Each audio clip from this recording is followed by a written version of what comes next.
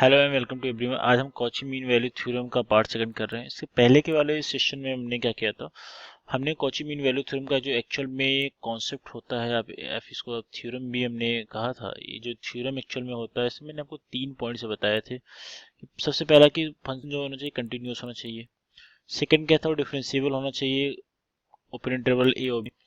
और third point था कि आप जो फंक्शन जो जी डैश एक्स की वैल्यू फाइंड आउट करते थे वो नॉट इक्वल टू जीरो होना चाहिए। ये 3 कंडीशंस बताए थे। फिर उसके बाद आपने आपको बताया था अगर ये तीनों कंडीशन ऐसा फॉलो करते हैं तो इनके बीच में एक ऐसी कोई वैल्यूज होगी जो हमें सी पॉइंट की वैल्यू देगी। तो ये सारी चीज़ हमने आपने डिस्कस कर लिया था।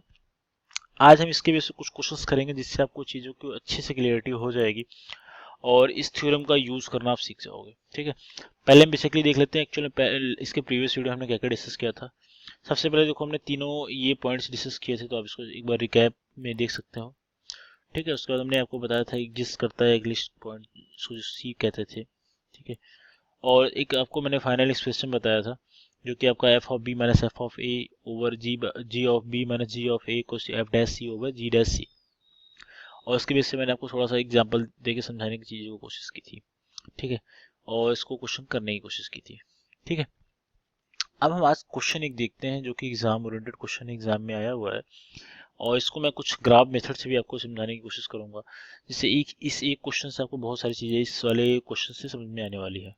सबसे पहले आप देख लेते हो, देखो अगर हम इस क्वेश्चन को सॉल्व करना चाहें कॉची मीन वैल्यू थ्योरम से, C M V T theorem से, सबसे पहले देखो हमें कंटिन्यूटी चेक करनी होती है। देखो आप अगर ग्राफ मेथड से देखो, G R F graph method, graph of अगर एक्स स्क्वायर देखो, आप सभी को बता जो ग्राफ ऑफ एक्स स्क्वायर होता है ये क्या होता है, ये पैराबोलिक टाइप का होता है ऐसा कुछ।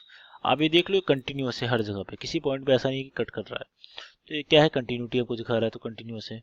ठीक है, ये कंटिन्यूअस फंक्शन है। अगर इसी तरीके से ग्राफ ऑफ एक्स क्यूब देखोगे क्या हो जाएगा, ग्राफ ऑफ एक्स क्यूब। अगर ग्राफ ऑफ एक्स क्यूब देखोगे तो आप लोग को पता है ग्राफ जो इसका होता है, इसका ग्राफ कुछ ऐसा होता है ना। ये बिल्कुल स्ट्रेट होगा, ये कहीं मर्ज नहीं कर रहा, मैंने ये बिल्कुल स्ट्रेट आपको मैंने बनाया है चीज। ठीक है, तो ये क्या है, देखो ये भी क्या है, कंटिन्यूअस है, तो ये फंक्शन भी क्या है, कंटिन्यूअस है। तो इस ग्राफ से आपको चीज समझ में आ चुकी है कि ये कंटिन्यूअस फंक्शन है दोनों। ठीक है, अब हमारा सेकंड पॉइंट क्या है। सेकंड पॉइंट जाने से पहले आप जो एफ ऑफ जी एक्स जो वैल्यू गिवन है उस चीज को पहले लिख लेते हैं।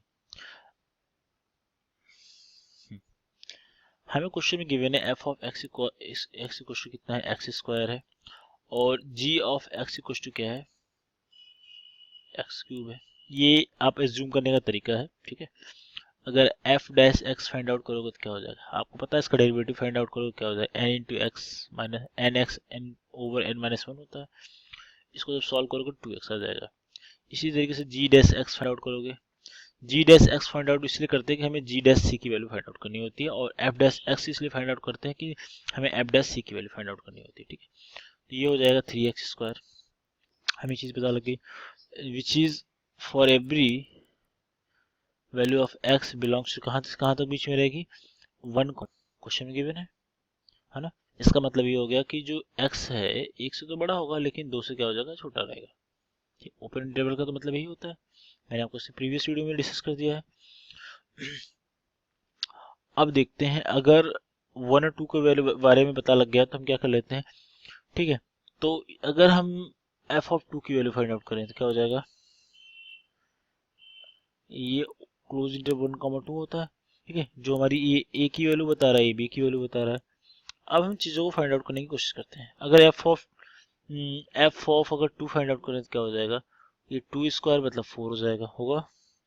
और इसी तरीके से अगर एफ डैश 1 की वैल्यू, एफ डैश एक्स की वैल्यू फाइंड आउट करें तो क्या हो जाएगा, एफ डैश एक्स की वैल्यू फाइंड आउट करने का मतलब एफ डैश 1 की वैल्यू अगर फाइंड आउट करें तो क्या हो जाएगा, ऑब्वियस सी बात है, ये वैल्यू क्या हो जाएगा, एफ ऑफ 1 फाइंड आउट करते हैं, इसी की बेस से f of n find out करते हैं, एफ डैश एक्स नहीं। अगर एफ ऑफ 1 फाइंड आउट करोगे तो एक्स का स्क्वायर मतलब 1 का स्क्वायर करो, कितना आ जाएगा, ये 1 आएगा। और इसी तरीके से अगर हम जी वाले में आते हैं, जी 2 की वैल्यू फाइंड आउट करो, कितना हो जाएगा, 2 का क्यूब का मतलब कितना हो जाएगा, ये 8 हो जाएगा। और जी ऑफ 1 फाइंड आउट करोगे तो क्या हो जाएगा, 1 का क्यूब करोगे तो क्या हो जाएगा, अभी 1 हो जाएगा।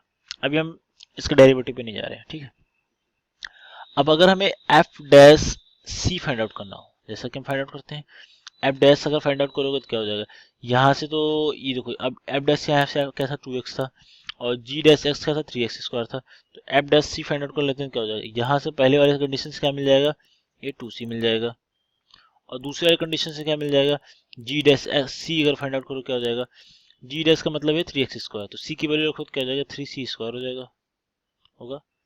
हमें सारी चीजें पता लग गई। अब इसको कॉची थ्योरम में हमें प्रूफ करने के लिए, अब देखो, अब हमारा डिफरेंशिएबल देखो, ये अगर कंटिन्यूअस है तो ऑब्वियस सी बात है डिफरेंशिएबल होगा।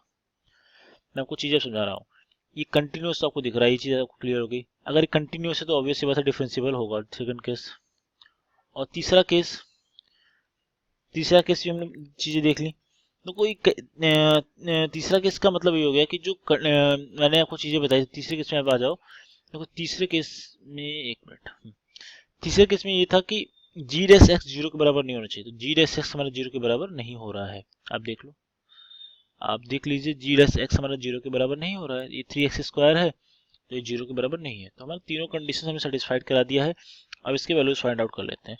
हमें मालूम है by Cauchy mean value theorem,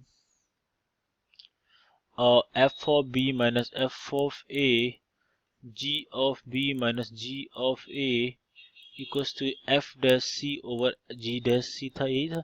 value फटाफट रख लेते हैं। और हाँ, f of b, f of a, हाँ, अगर वैल्यूज रख के सॉल्व किया जाएगा तो क्या हो जाएगा, ये 3c ओवर, हाँ, अगर इधर की वैल्यू रखे तो क्या हो जाएगा, एक में आ रहा था हमारा कितना 2c ओवर क्या है 3c², तो ये कैंसिल आउट हो जाएगा। और यहाँ पे हमारा क्या आ रहा था f of B minus F of a, हाँ 4 - 1, हाँ, ये हो जाएगा 4 - 1। मैं इसकी वैल्यू डायरेक्ट इसमें सारी की वैल्यू से पुट कर रहा हूँ, और नीचे क्या हो जाएगा 8 - 1। ठीक है, सॉल्व करोगे तो क्या हो जाएगा 3/7 इक्वल टू क्या हो जाएगा 2/3c। सी की वैल्यू फाइंड आउट कर लो, सी की जो वैल्यू फाइंड आउट करोगे ये 14/9 आएगा।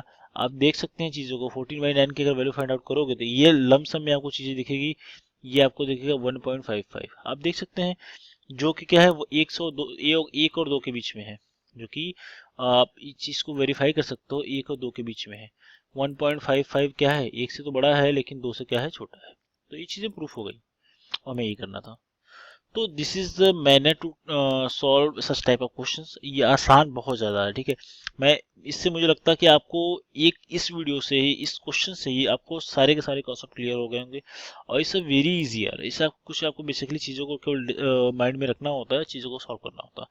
तो thank you so much for watching, see you next video with another question. Thank you so much and best of luck for exam. Thank you.